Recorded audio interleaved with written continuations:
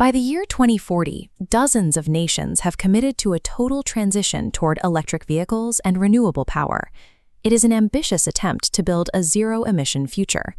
But if you peel back the casing on any of those sleek new EVs, high-capacity batteries, or the laptop you're using right now, you hit a significant hidden dependency. They all require hundreds of pounds of copper. To get that metal, you have to trace it back from the glowing screens and silent motors down into vast, industrialized open-pit mines. The clean future we are promised currently relies on one of the heaviest industrial supply chains in existence.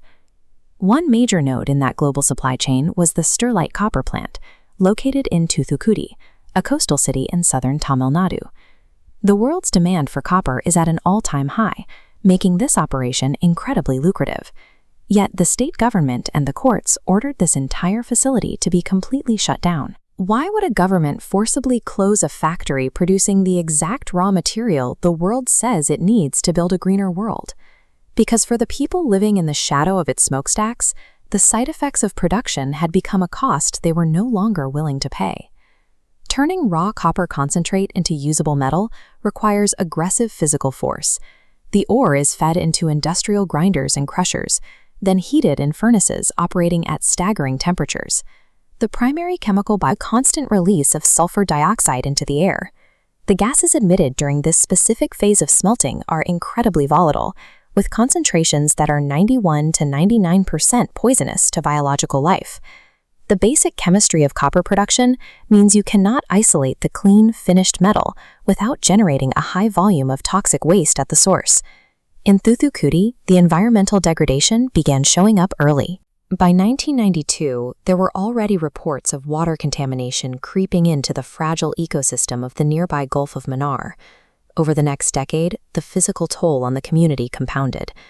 By 2007, local hospitals were documenting a rise in severe skin conditions, widespread nerve damage, and noticeable spikes in cancer diagnoses among residents living near the plant. Decades of grievances finally brought the community to a breaking point.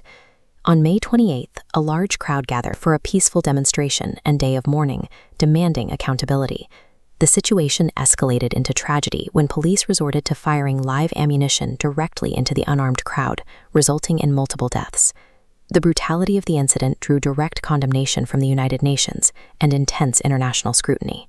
State authorities were forced to step in and shut the facility down. It was an emergency brake pulled on an industry that had fundamentally violated human rights. The plant's parent company, Vedanta, is now leveraging immense economic weight and its influence on the London Stock Exchange to lobby for a reopening. Facing heavy local resistance, they have escalated their legal maneuvers to the highest levels, filing petitions to bypass regional opposition by taking the case directly to the Madras High Court and the Supreme Court. To sway the courts and public opinion, the corporation is relying on a new marketing strategy. They are rebranding their output as green copper, positioning their product as a necessary component for the world's climate goals. But green copper is a chemical contradiction. No matter what a corporate flowchart claims, the underlying smelting process, the intense heat, and the release of poisonous sulfur dioxide remain exactly the same. Corporate branding cannot alter the laws of chemistry, making this new label a dangerous illusion designed to bypass environmental oversight.